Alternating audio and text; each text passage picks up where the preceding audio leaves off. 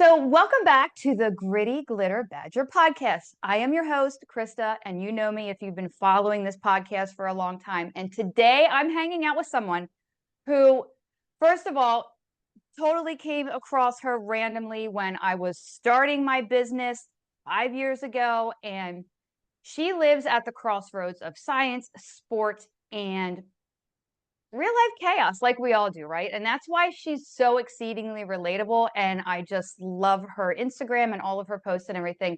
She is a registered dietitian and an endurance athlete. And Chrissy Carroll is also the brain behind Snacking in Sneakers, which is what I just did not too long before starting this recording. She's spent nearly 2 decades in nutrition. She's gone from SNAP Ed in Boston schools to building an online world where women can get no BS guidance on fueling, running, and feeling strong. And she's crossed finish lines in triathlons and marathons. And this is the coolest thing, she has thrown discus at a national level, and she's currently pregnant as a surrogate. So that tells you a lot about her heart and her grit. And in this episode, we're going to talk about joyful movement, why consistency trumps motivation, how to think about food without spiraling into perfectionism, because we've all gotten caught up in that, myself included, and what it looks like to chase big goals while life is very much lifing. And we may talk about a story that happened, or maybe it didn't, getting married at the end of a 5K. So without further ado, let's welcome Chrissy to the podcast. Oh, thank you so much for having me. That was like the best intro that I've ever heard for myself. So I appreciate it. Well, it is all you for sure. So nothing made up. So that was just amazing. So for anyone who is meeting you for the first time, maybe, some of my listeners don't know who you are. Who is Chrissy Carroll? Where you're from and what you do now, and then how you describe the work that you do in the world. Sure. So, yeah, I am a registered dietitian. I am a certified running coach, triathlon coach. I live in Massachusetts. And, like many of you listening, I enjoy working out. I enjoy eating, both of those things. And so I've been really lucky in my career to have a variety of different experiences that have kind of, led me along various community paths and entrepreneurial paths, and eventually led me to this place where, I've been blogging for, gosh, the last 14 years, which is a very long time in the internet world of blogging. Yep.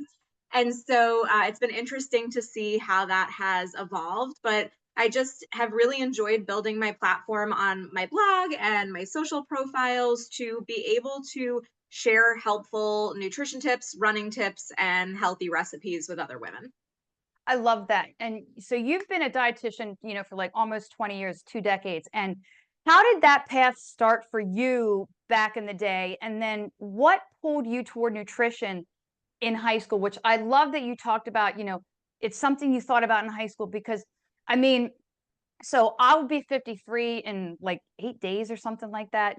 And I can tell you back in the day, because I got into lifting at 15, right? Which even in that era, the 80s, is pretty unheard of. I mean, Jane Fonda, so which has its place. But for you almost to have the foresight to get into nutrition in high school and then into college, like how did that evolve for you?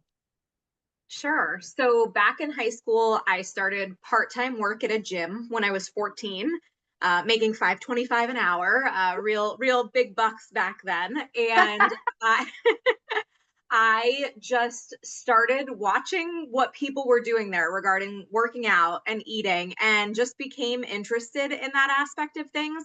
I started taking care of my own body a little bit better. I started working out a little bit more, and I started paying attention to what I was eating. Mm. And just over those couple of years that I worked there, thought, maybe this could be a cool career path. And I remember going to visit Boston University, which is where I Yep. did my undergrad. So I went to visit when I was in high school, and I went to this sample lecture by my professor who I had there, who I absolutely love, Joan Salge Blake. And I just remember watching her and being like, this is the coolest field. Like, I want to be in this field. Yeah.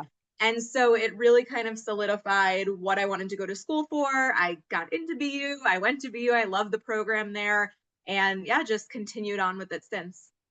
Not to Boston is such a cool city, first of all. I had some friends who went to Boston U, and like I would take the train up to see them and stuff. So that's a whole other podcast right there in and of itself. But so and you've with that, you've had like just such a cool scope of roles. And I feel like education and speaking from that, I think that gives us not leverage, but it gives us a different perspective when we go into like the fitness mindset business, the nutrition business. I think that brings along a lot of really great capabilities that we have being able to use that in that business.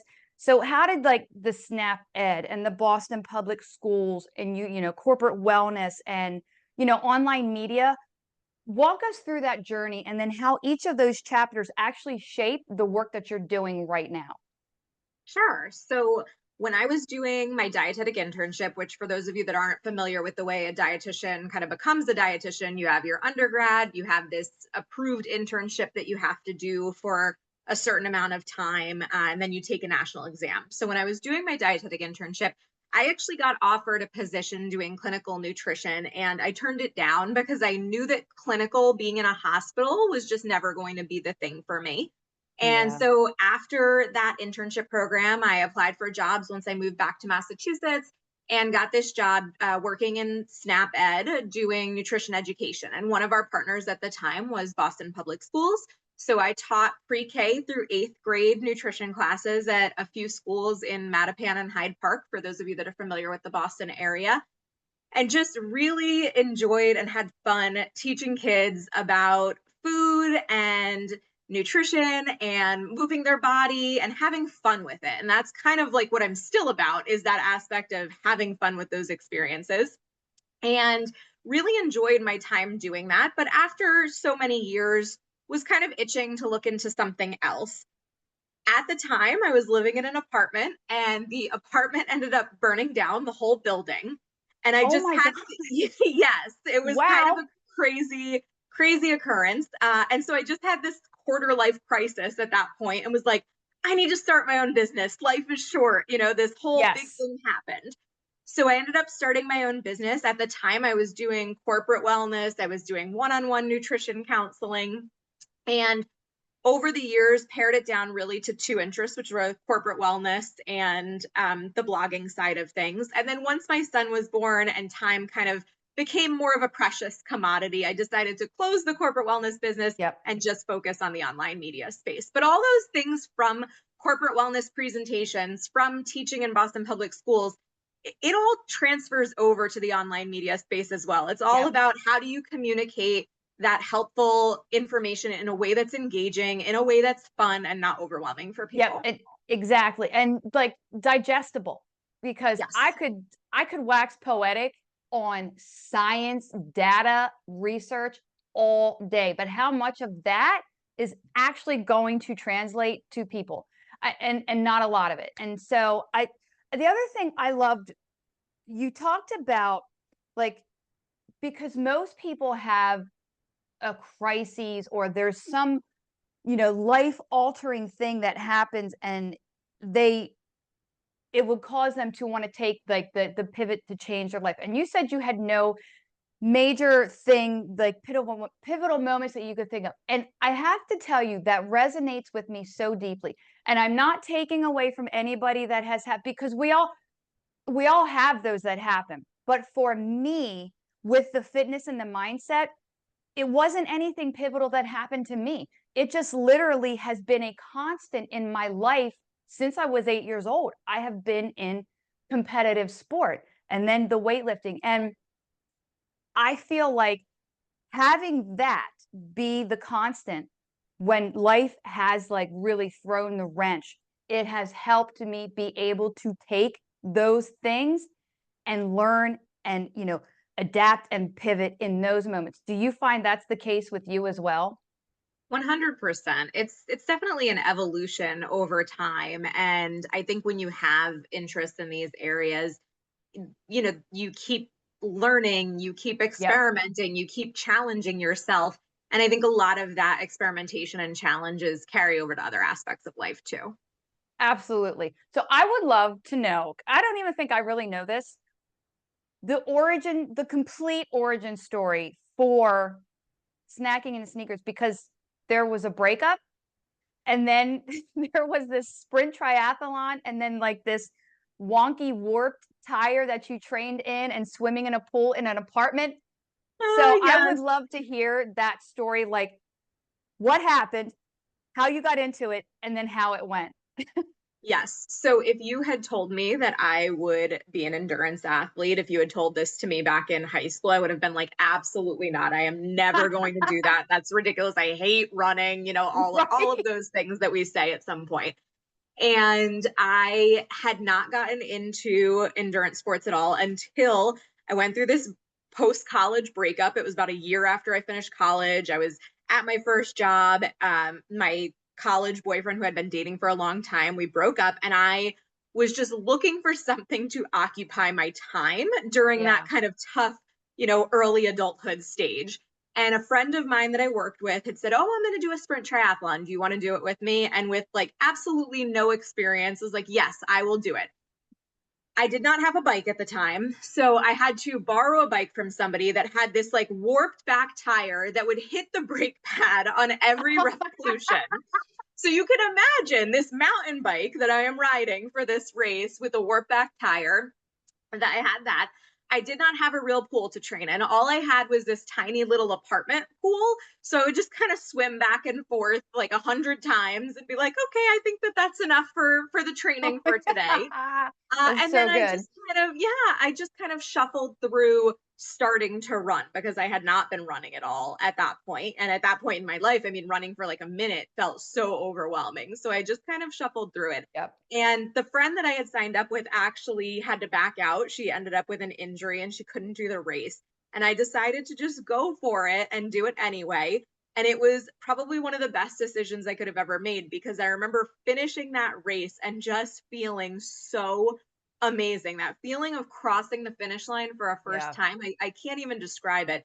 And it's really what propelled this personal and professional interest in endurance sports.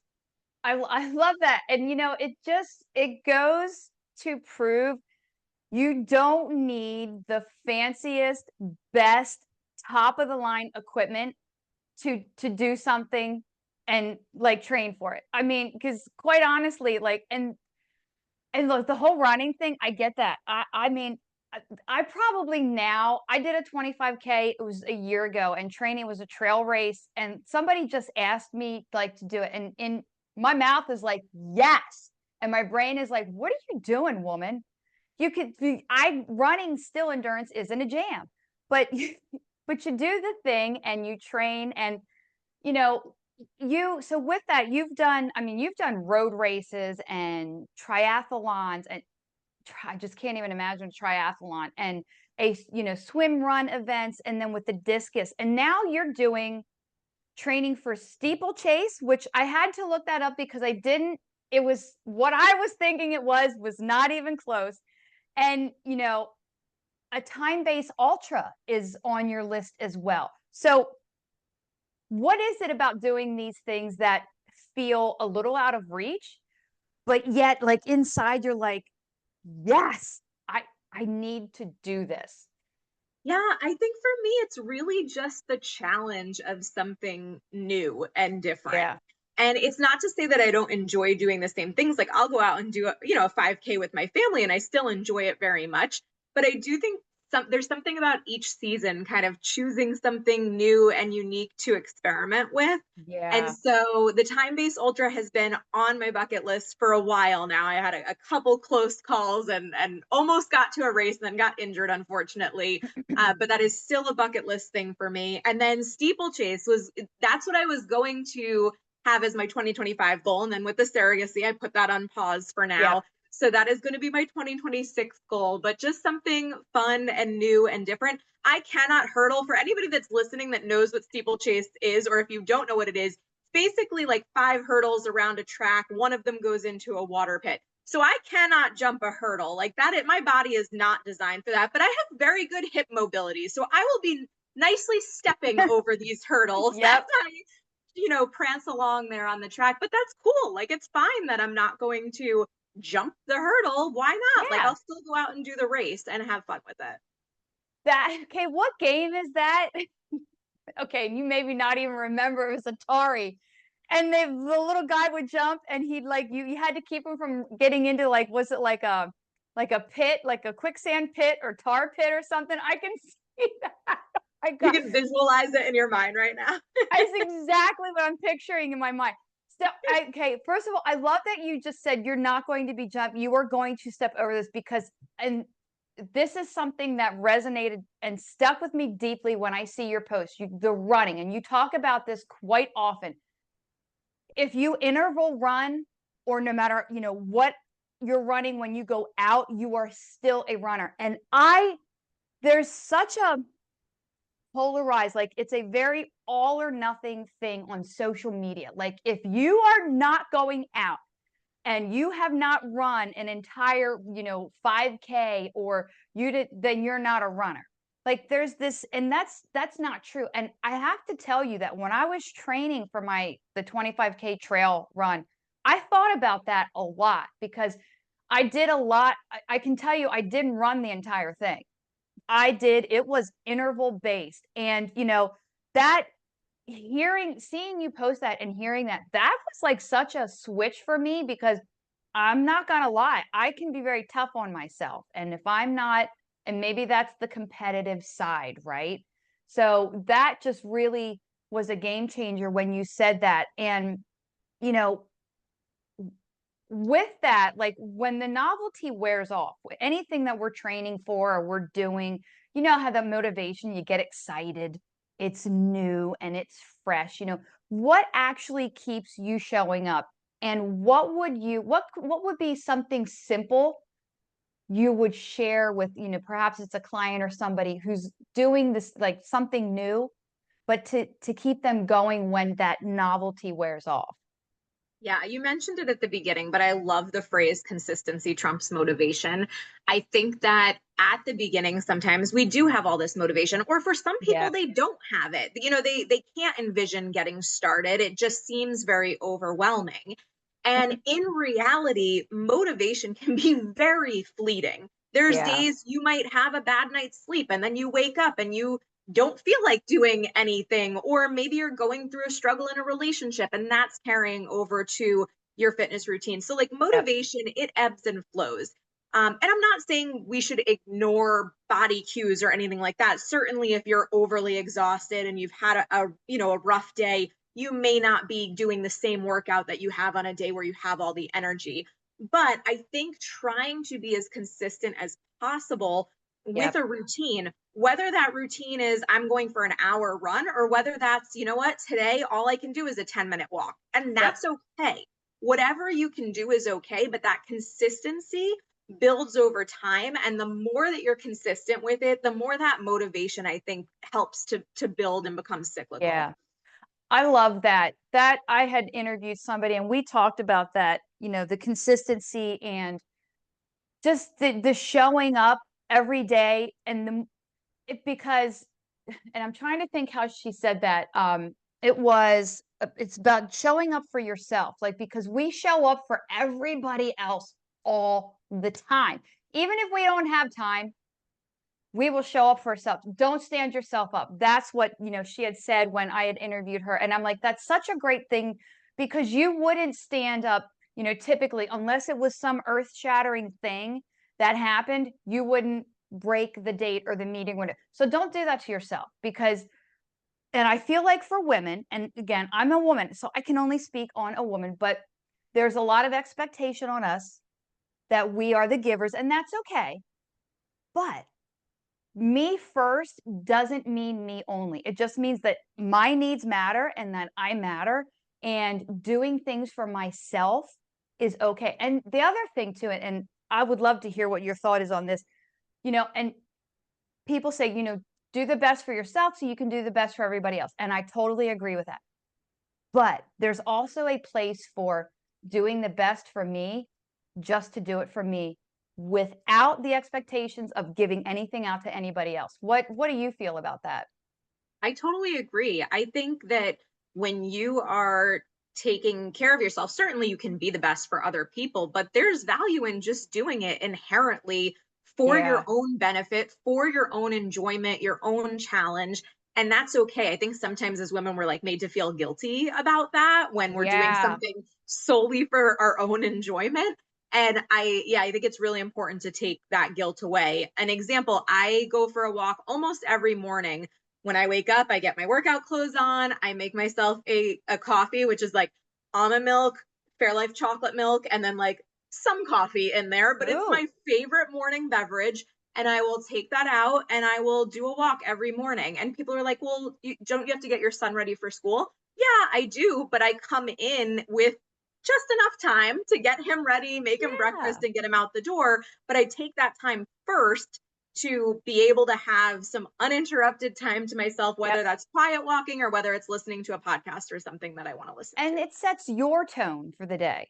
I Yes. feel like that's so important to, not going to the phone or not, like the emails or things first like that. Just like take those quiet moments and set your tone because that I feel like, setting a tone or an intention or whatever it is before the day actually starts, that's been a game changer. And I really do think that that just jettisons off into the rest of your day.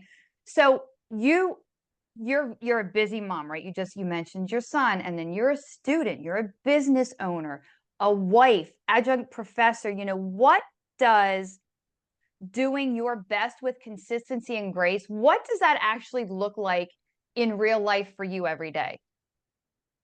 I think for me, it just comes down to at the end of the day, do I feel like I made the best choices that I could given the day for movement, for nutrition, for sleep, for all of those aspects? And I don't every day. Sometimes there's days where I'm like, man, I spent way too much time just scrolling on my phone aimlessly. Yep. And some of that is, work related, but a lot of it is just Yes. doom scrolling sometimes. And so Yep. I, but that like little daily check in at the end of the day, I think is helpful for reflecting back and then making better choices moving forward. I think that, balance is kind of a illusion because there's always going to be something that is taking Yeah. more precedence at one time. It might be school, it might be your business, it might be your kids at this stage of life, whatever it is, something is always going to be taking a little bit more Yep. precedence in the day.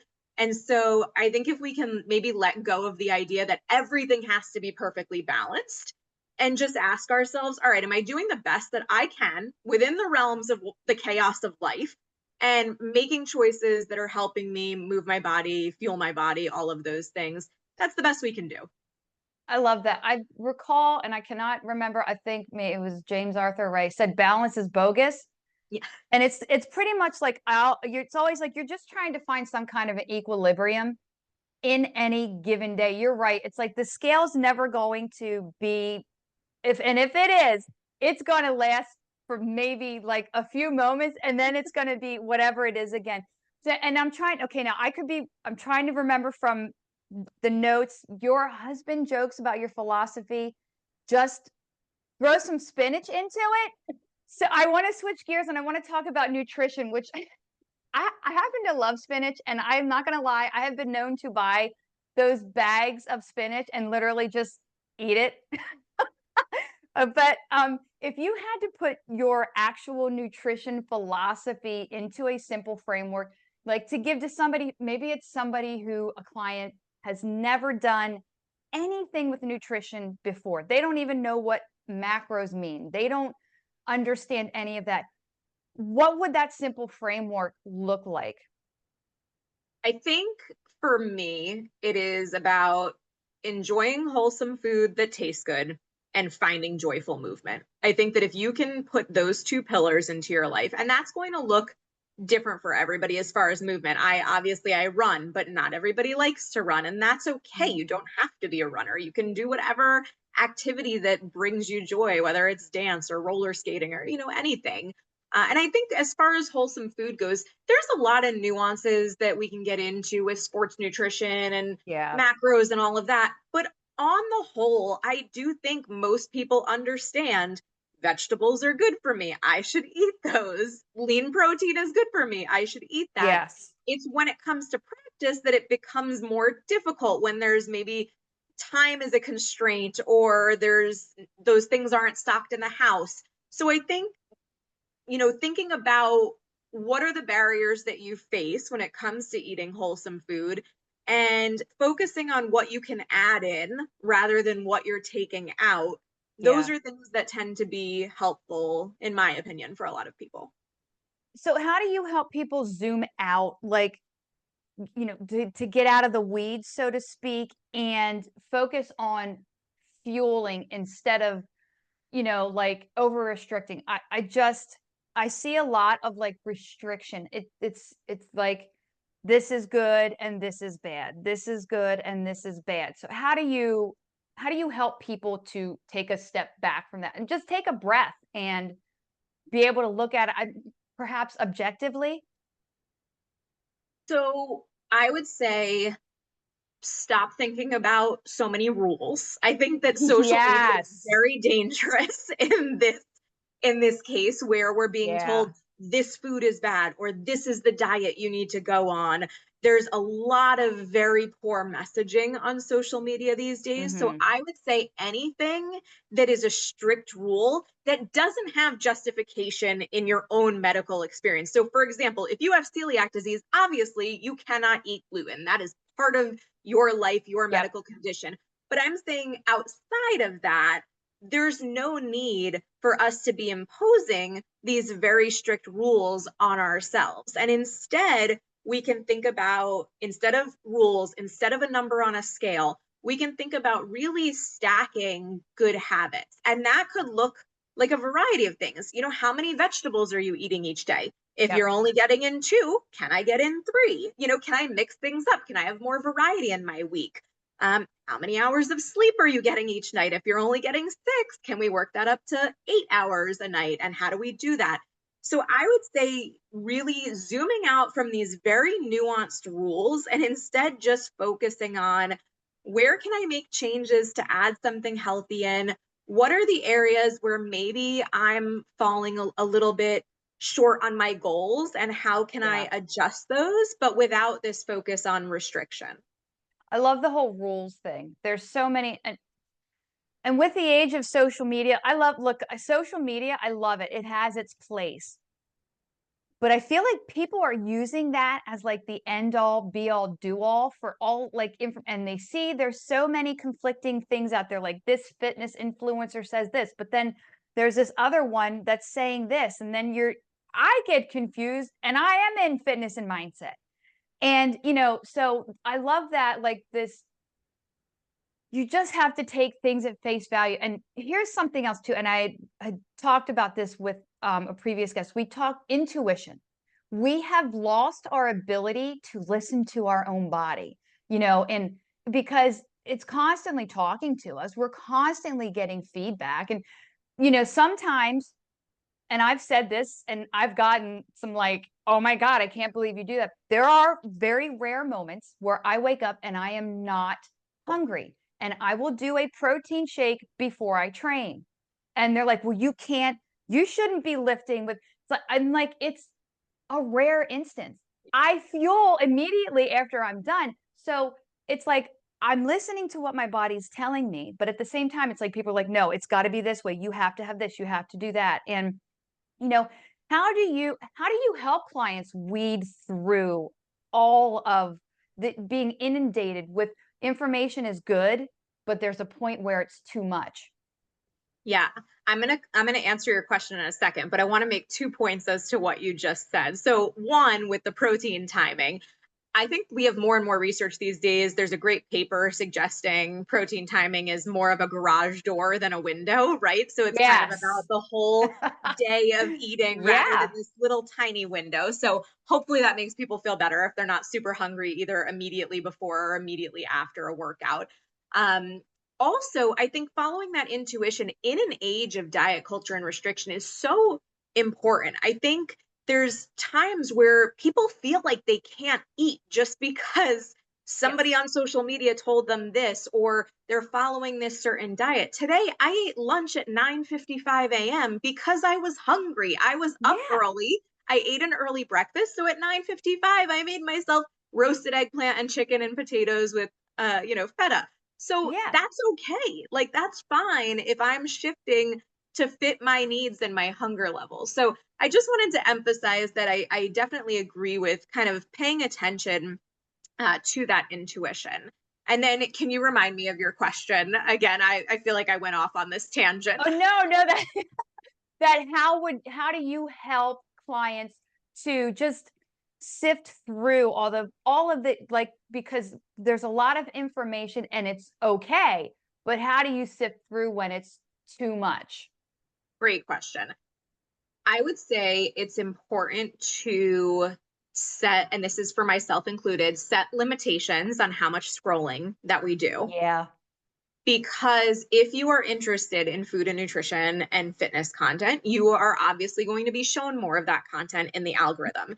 And we know that algorithms are based on watch time and engagement. And so the Yep. things that are going to end up surfacing a lot of the time are these very extreme viewpoints that do not align with science. It's people, I just saw one yesterday, Right. somebody in a grocery store doing the thing where they hold the food and then they either lean forward or backwards, and that tells them whether the food's good for them or not. And this stuff is just What? bonkers. Yes. What Have you is seen that that? flipping around?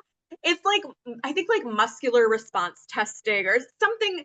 I don't know. I don't want to misspeak as to the name of whatever this method is, but Wow. just bonkers.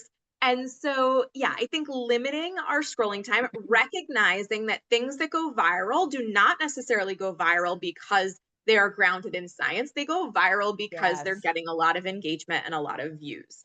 And I So think good. going to resources that you know and trust. And so whoever those key people are that you follow or publications that you follow, you know, when you are looking for information, when you want to learn more about something, go to those key people or those key publications that you Yeah. know are grounded in science. Oh, that's so good. I love that. The virality of what is I'm like, that is so insane to me. I've never heard of that thing. The other thing, and God, anybody who I know, if you do this, I'm not saying it's a bad thing, but it cracks me up. The where they show this stuff and they're like tapping it and they do all that. There's a there's this lady, she's a runner. She's Australian and I cannot remember who she is, her page. She's absolutely hysterical and she'll do that, but she takes like little post-it notes, fingernails and stuff, and she calls it unboxings. And she's like, I don't know why. She's like, just somebody sent you shoes, just take the shoes out and go run or whatever it is. So that is so true. So um you you talked about like injuries and things like that and not being able to do certain things. And you've dealt with hip issues before the ultra. So and also sesamoiditis, I could totally be messing that up. I don't even know what that is. So if you could talk about your hip issues, maybe explain to us what the sesamoiditis is, and then, you know, how you dealt with that, and how did these seasons of life change the way you think about training and your body? So the hip issue was a couple of years ago. I was training for a 6-hour ultra race. I was 3 weeks out from the race. I had just done my longest run. I felt great. And then I went for a short run after, and I had just messed up my hip. And I have ongoing hip weakness. It is an area I am actively working on. Okay, So it yeah. is something that I know it isn't has been an issue. And so I'm trying to, continue to work on that, continue to work on hip strengthening exercises. But unfortunately, one of the things that taught me was really the importance of listening to your body, because I think maybe in my younger years, I would have just pushed through and done the race Yeah. anyway and risked injuring myself further. And I had the good sense to say, you know what, there'll be other races. I can step back from this and that's okay. Like, it doesn't make me a failure. It just makes me smart in listening to my body. So I pulled out of that race, no big deal. Still a bucket list, race for me. Yeah. And eventually I will get that done. The sesamoiditis was a super random injury. So it's actually, there's two tiny sesamoid bones in each foot. kind of on the ball of Yes. on your feet. And it is basically an inflammation of one or both of those bones. And unfortunately, if you think about just the way that you move throughout the day, you put a lot of pressure on Yeah. those bones of your feet. And so when that happened, I had tried just tapering back my running, just walking, doing, some different things, icing, obviously, and it wasn't going away. And so I was working with a podiatrist at the time, and he recommended shockwave therapy. And let me tell you, if Yeah. you have ever seen the 40-year-old virgin when he gets waxed, that The was the like me in that shockwave therapy. Oh my god. Every Google resource says it's just discomfort, it's not painful. They are lying. I don't know. Mine was extremely painful when I had it done, but yeah, it's this machine, and they do these little shocks to your foot, Oh my and the gosh. goal is basically to like stimulate the cells around the injury to promote healing. But I had 3 rounds of it done, and I will tell you, it is the best thing I ever had done for my foot, Oh, because wow. the injury healed like within weeks, and I was back to being able to run again. And so it was very painful in the moment, but I am very glad that I had it done. That's amazing. I recall, and I do believe I DM'd you about I was having issues with my Achilles into my calf on my right, and I'm like, "I don't understand, what was going on." And you were talking about, like, even just training my calves, like, you make sure you're not skipping your calf training, and I okay, now look, this just goes to show, like, you can still be in the fitness world, and you can have all the and there are things that come up that you don't fully understand. And just I know now why, but explain briefly why it is important to have strong, viable, calf muscles, even in terms of like the mobility and even like from the corrective angle when you are running and training for things like that. I learned and I know now why. There's definitely an importance on the whole posterior chain, right? So your glutes, your Yeah. hamstrings, your calves, kind of that whole interconnected system. And that, it stems from the fact that when you're out there running, there is a lot of ground contact force while Mhm. you're running. And in order to maintain good form, those muscles have to be strong, and they have to be able to sustain those contractions over and over and over the course of runs. And that's why you see a lot of people, if they're training for a distance race and maybe they haven't properly built up to that, or they haven't been doing strength training, a lot of times form starts to fall apart, midway through that distance run, unfortunately, and that can put people at risk for injuries. And so things like Achilles, we see sometimes people deal with issues with that. And so some of the corrective exercises that go along with that are things like where you're, dropped off a step and you're kind of lowering, Yep. doing these eccentric heel drops off of there, to help build strength in the calves. But it is all interconnected. There's plenty of research out there showing benefits of strength training for runners as far as running economy. The actual data on injuries is interesting because it's not super consistent saying, oh, like definitely strength training helps prevent injuries. It's mixed data, but I would say anecdotally, I think it's always smart to have a well-rounded plan that includes strength training, that includes addressing muscular imbalances, so that you are maintaining good form out there as long as Yep. possible. Yeah, I love that was it's crazy because I mean, honestly, calves and I mean, I'm not gonna lie, like even for being in weightlifting and bodybuilding for so long, calves typically for me, I would do calves, but not as much. And I really paid attention. And I did red light therapy. So I did the eccentric you were talking about, and I also did the soleus where I take a band, and I still do it to this day, take a band and I'll do those, like pushing and pulling back gently. And it's one you gave me that information and I really started to think about it. And I was doing the red light therapy and I kind of backed off running a little bit after that. Within a week, it was totally fine. I hadn't gotten to the point where it was something that was like detrimental. I think intuitively, like you said, you're catching something. So, but that was such a helpful tip for me because like with the trails you're navigating, there's rocks that you can't see. And so your body, and it's just let's just take a moment and appreciate how freaking amazing the human body is. And It all is. of the things that it's doing right now that we don't even have to tell it to do, and it, taking care of this and all of, I mean, I still get blown away just by how dynamic like a human body is. It It, is. it, It's amazing. And it's something that we often take for granted, our health and our ability to do these yeah. things. And sometimes it's helpful to just pause and be super grateful for that. Like my husband and I were literally just talking about this last night. We're like, man, it is awesome that we are still able to like be so active. And I hope that this Yes. continues over a long time. I mean, he does everything. I would love to beat him at something eventually in life, but I don't know if I ever will. But yeah, I mean, it's just really fun, and we're so grateful that we can still do so much. Yeah, I know the age and like being able to, that is where I'm the same way. And I want to, I mean, I want to live as long as possible and healthy and viable and being able to move and, like the training, how I still love sport and I still love, like I'm going to challenge myself, like in like my big, I call them bags, big ass goals for 2026 is to, I did the 25K trail race. Now I want to do the 50K, right?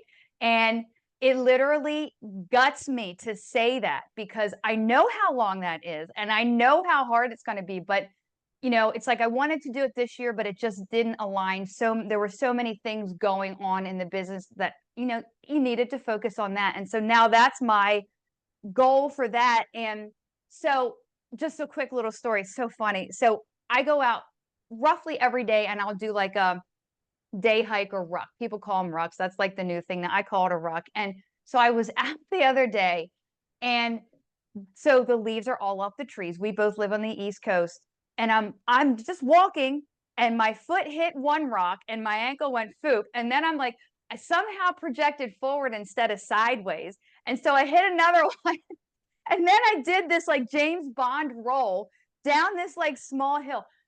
I carry a machete and bear spray because I'm deep in the woods. I'm by myself, right? My machete flew out of my bag. My drink flew out of my bag. Everything. And I was like, and I, for like 1 second, I'm just like, what just happened? But I'm like, okay. I literally jumped up. I was totally fine. And I had this moment after that when I went to continue walking on, like, oh my God, like I literally, because I've physically taken care of myself and I'm doing, all the things, everything, not just the weightlifting, but all the little mundane things in the everyday with, corrective work or whatever it is, that literally saved me.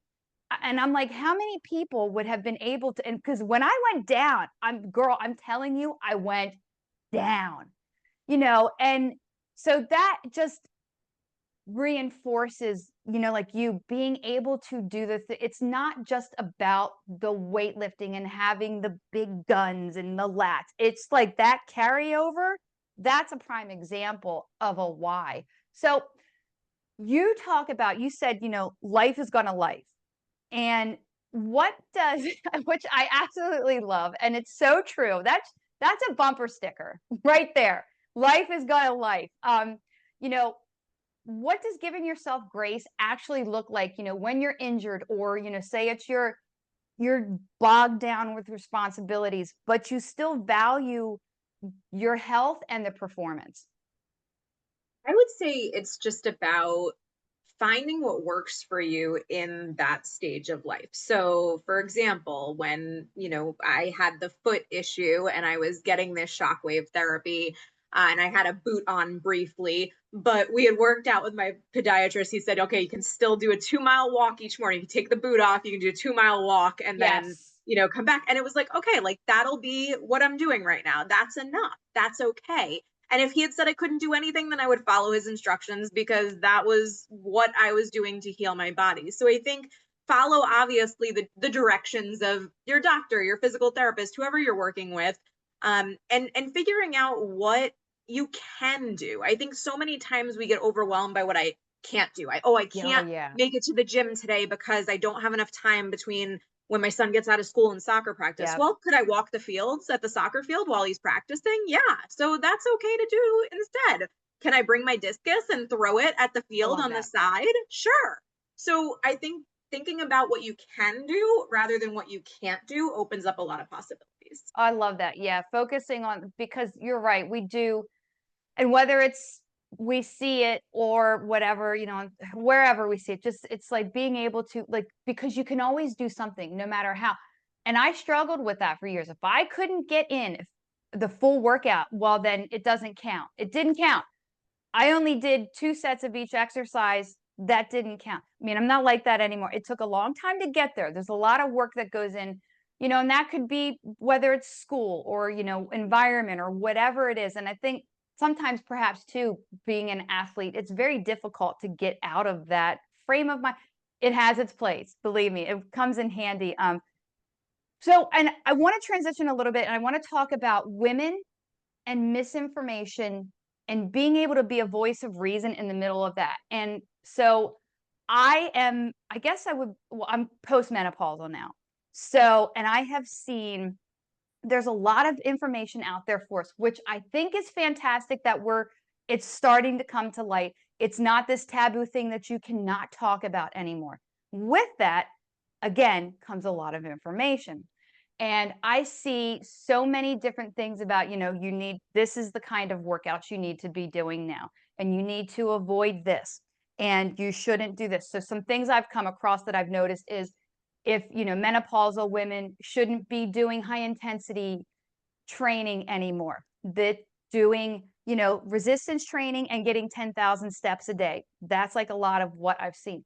And that's great if you're new to it, or maybe perhaps you've gotten away from working out and you're getting back into it. So for me, I've never gotten away from it.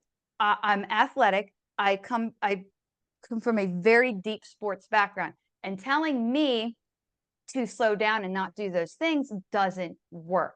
And it's learning doing. So I was a CrossFit Masters athlete, and I was training to qualify for the games. And obviously, I'm not doing that anymore. So I'm not going to have that kind of an intensity. But I love hitting a Metcon 2 times a week or 3 if I feel good, and then doing some, zone 2 or whatever it is. And then telling me not to do that.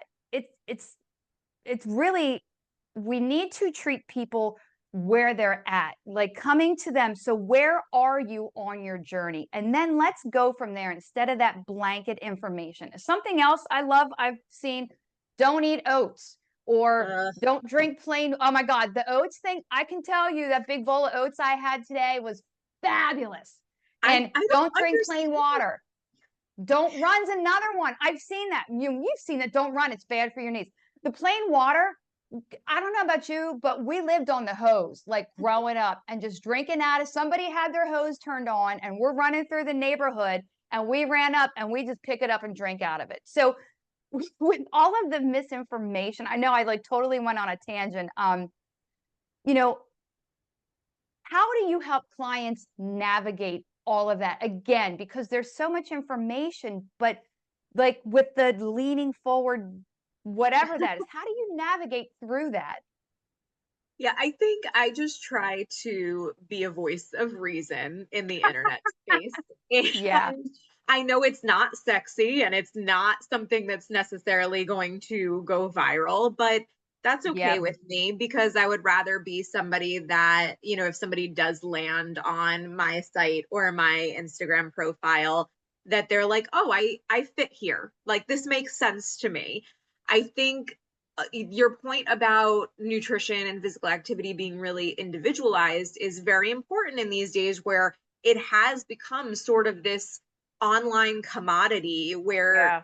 people are given a lot of information, some of which is helpful, some of which is not so helpful. But we tend to forget that everybody is their own person with their own goals, their own genetics, their own medical Yep. history. And recommendations are going to vary for each of those people. And sometimes for some people, perhaps the quote unquote risk of something, so maybe the risk of high intensity interval training and doing it more often, for some people, that risk is just okay with them because they trade off maybe the slight increase in physical injury risk with a better mental health profile because they feel good doing those workouts. Yes. And so there's always this risk benefit analysis and trade-off. And I think it's about finding what works for you. I love that. Yeah. It's, like if I'm doing a Metcon, how I would do the Metcon when I was a CrossFit Masters athlete is not how I would do it today.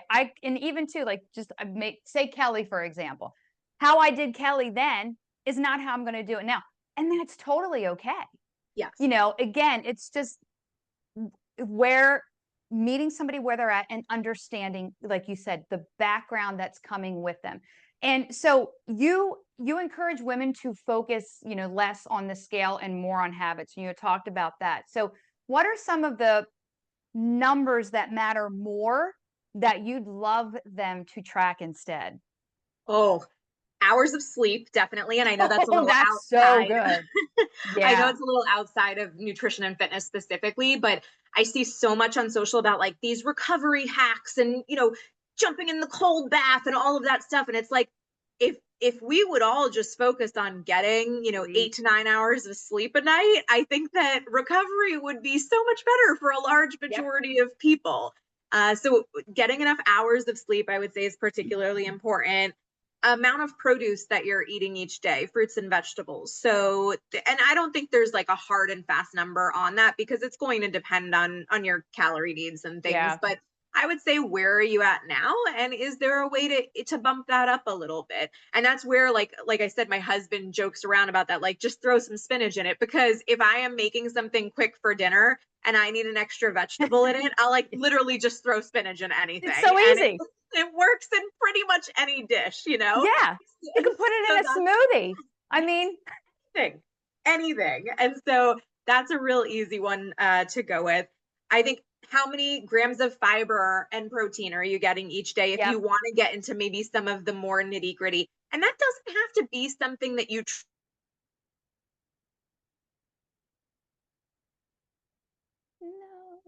mode. I like to track my food.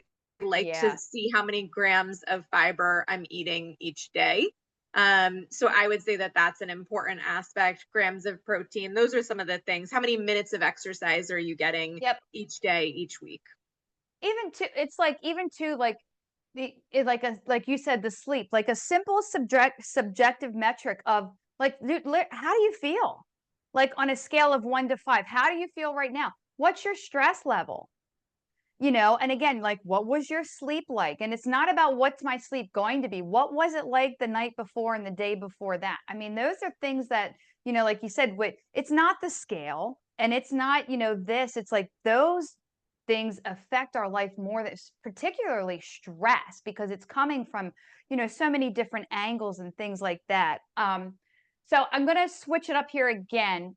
I have so many things. I have literally 11 pages of notes, which I know we're not going to get through everything. There's just so much.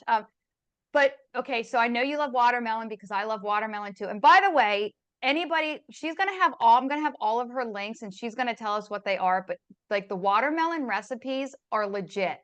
Okay? But you are partnered with brands like the Watermelon Board and Now Food. So what makes brand partnership feel aligned for you and, exciting being an RD and a coach?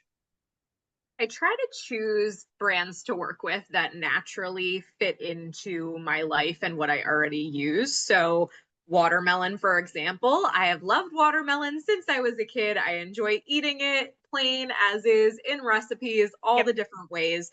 So, it was a natural partnership opportunity. And I also just really believe in a lot of the benefits of it for runners in being a good source of hydration, in having carbohydrates and whatnot. Now Foods, similarly, I have worked with them for a long time. They are a supplement and natural food brand, and they have a lot of research that go into their supplements. They have a lot of testing that go into their supplements. So for people that are looking for supplements, and I am not somebody that's like, oh, take, these Yeah. 10,000 different pills and whatnot, but I think that there's strategic supplementation based on your own diet, your own Yep. needs, your own goals. So for people that are looking for those products, I think that now is a great option for them. But I try to choose brands and partnerships that are aligned with what I already use and aligned with my personal and professional philosophies as a dietitian and a coach. I love that. I want to talk about your blog and even your page, because and I'm sure you're coming. Well, obviously you mentioned it, and I'm seeing it too. So the internet, it's shifting, right? And we have AI, and it has its place because I mean, it's helped me create a schedule for me and like blocking out my day and how to. I need to have structure, and when you own your own business, you create your time. You understand that. I need that, right? But how it's impacting your blog traffic and even your social media. I'm seeing some things right now. I'm like, and how are you navigating this change? And then are you finding new ways to help you connect to your audience, beyond the SEO and even hashtags now? I feel like that's something that isn't even working anymore, to get people to your blog and to your social. It's definitely an interesting time. I know when I sent over some notes ahead of time, I said it's I don't know whether it's exciting or scary. It's a little bit of both. Of both, Uh, for sure. I think, for my business, there's definitely been a negative impact since AI rolled out within Google because a lot of my Yeah. website traffic was based on search engine optimization. So people finding my blog posts in Google results when they were looking for something. And now that there are those AI overviews at the top, and now Yep. that people are going to AI mode or are going to chat GBT, traffic has gradually declined. I still have some traffic. People still visit the site, so that's great, but it's definitely making me reevaluate the future of the business model and how to pivot because a lot of my revenue was based on ad revenue on the blog or Yeah. on affiliate revenue. And so Yep. if traffic is down, those revenue sources go down. So it's trying to think about how to pivot. I definitely think that connecting with my audience is something that is a bigger priority. So when I started this, back in 2011, it was all about, oh, here's what I'm doing. Oh, what are you doing? This Yep. very much like of an intimate relationship with the audience. And then as blogging evolved, it became less about that and more about, okay, how do we create content that's picked up by search engines? How are people Yes. finding this? And so it became a little bit more templated, maybe a little less of a personal voice to it. So I do appreciate that AI is kind of forcing us to go back a little bit to more of that personal connection, personal Yeah. voice. So I'm trying to focus more on email marketing, more on, putting my face out there a little bit more on social media, on assorted platforms there. I also think, just being more in touch with when my audience has a question, trying to make sure that I'm addressing all of those, trying to Yeah. make sure that I'm in my DMs answering things for people. But yeah, just reconnecting with people. Yeah, that's the big thing, is the connection. And that's one that I had I did this summit. I wanted to learn more about AI and like what, because it is just like when the internet came out. At some point in time, we're all going to have to transition to it or be left behind. And so I did this summit, this business summit on it, just to be, I'm learning because we're online. So it is going to impact our online business. And they talked about what you had said, how it's not about losing connection, it's about being able to go back to creating connection. The biggest thing, the takeaway that I got, one of the biggest things was they said that it can only your AI is the left brain and it can only ever be that. And people are misconstruing it as it's an actual being, and it's not. And so I think it will come to a place where people understand that, but right now it's so new. Yeah, I'm sort of going through that too and just trying to figure out. And I have a blog, not like you do, but it's more like a journal. And it's like how many people, it's basically me just creating, writing stories because that's what I love to do. And the traffic isn't high, and that's okay. And So speaking of stories, I did say that there might or might not be a story about you getting married at the end of a 5K and a random runner was your witness. So I would love to hear about that. And I'm sure my audience would as well. Yes, my husband and I got married at the end of a 5K. We had not originally set out to do that when we started wedding planning. We were going to do the whole traditional wedding thing. And then Love it. as I was planning, I just started to get irritated with the whole process and other people's opinions on things. And I thought, you know what? I still want to do like a reception down the Yep. line, but why don't we just do the wedding part of it? Something for, me and him, something that we could really Exactly. value. And so we ended up doing a trip to California. We did a race called the Run in the Name of Love 5K in Carmel, California, which is a beautiful location for a 5K. It finished right at the beach. We had a justice of Oh the my peace gosh. and a photographer that we had set up ahead of time that met us at the finish line.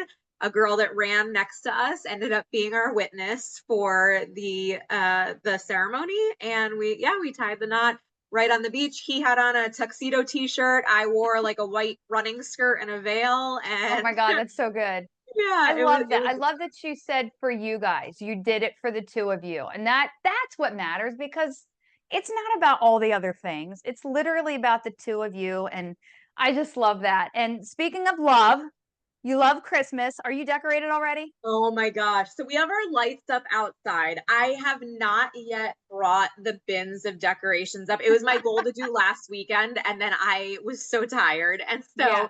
so this week, my goal is to get the inside all decorated. But yes, I have bins and bins of gifts. I know people listening to the podcast can't see, but you can see behind me. These are just bags of Target bags of gifts Good. and Oh things my God. behind me right now. So I love gift giving is a total love language for me. I love everything about the holidays. I love the decorations. I love the traditions. I am just all about it. This is my favorite time of year. I love my daughter's already decorated, so don't even worry about it. She literally like the day after Halloween, the Yes, girl had she like the tree and everything. Her daughter went to school and came home and a tree was up. I love it. I'm all about it. That's so I love that. So for any women who actually pretty much all my audience is women who's listening right now and they feel overwhelmed and maybe it's underfueled or whatever, their life is chaotic. What's one small doable action that you would love them to be able to take today into this week and beyond that would support her training, her body, her mind? I would say eat when you're hungry.